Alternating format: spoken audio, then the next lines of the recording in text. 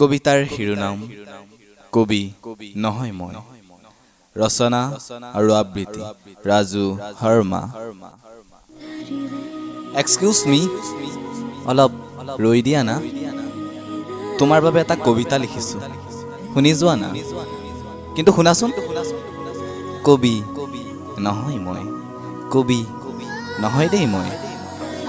নাজানো কেনেকৈ লিখে কবিতা, নাজানো কবিতাৰ সংজ্ঞা কি।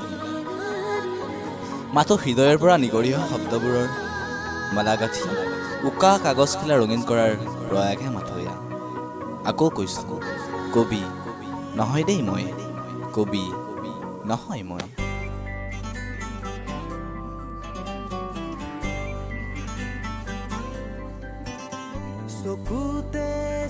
তোমাৰ প্ৰেমত পৰিছোঁ, দেখিছোঁ হেজাৰ ৰঙীন সপোন। স্বপ্নহীন আকাশত তোমাক লৈ দেখা সপোনবোৰৰ বৰ্ণনা কৰিবলৈ কৰা প্ৰয়াস মাথোয়া।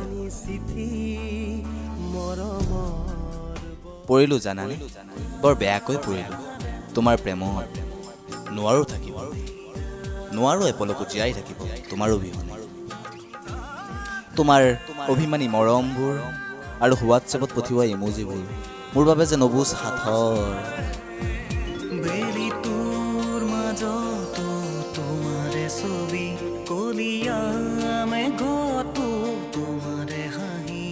তথাপিও যেন হিয়া উজাৰি ভাল পাব খোজো তোমাক।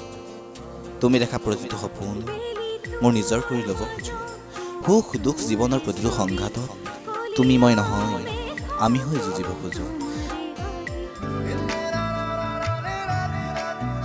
নিবিচাৰো মডাৰ্ণ যুগৰ ডিজিটেল লাভাৰ হ'ব, প্ৰেমৰ নামত কাঢ়ি ল'ব নিবিচাৰো তোমাৰ সতীত্ব।